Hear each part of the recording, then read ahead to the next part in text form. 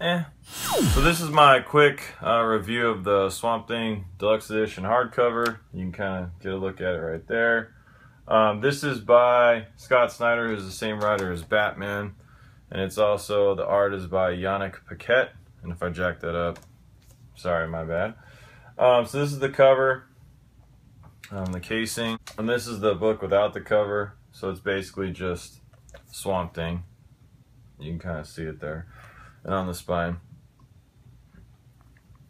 So the book itself, I'll just talk about the book. It's super sturdy, really thick. It's the first, I think it's Swamp Thing 0 to 18, and there's a couple issues of Animal Man and an annual in there. So there's a lot of stuff in here, and I think I got this off Amazon for like 25 bucks. As you can see, it's super thick. The casing's great. The spine is kind of whatever. Sometimes you can't like get, here's a good example actually. Sometimes you can't get all the way in there, like it closes. So I know some of you guys, like, that drives you crazy. But the art, so there's a good look at the art too. The art varies. So this is like, you know, one of them there. That's kind of a flashback issue. This is more like what the art looks like on a consistent basis.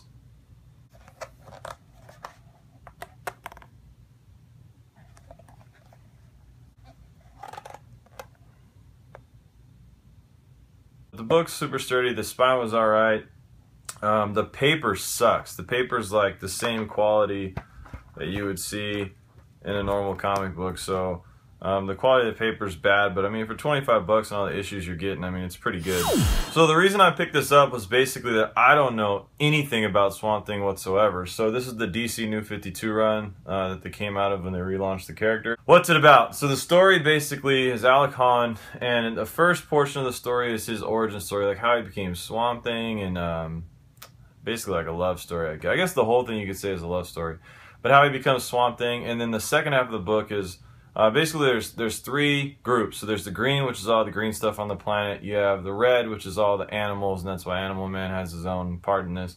And then you have lastly the rot, which is like death and decay. And so those three things have to balance each other out.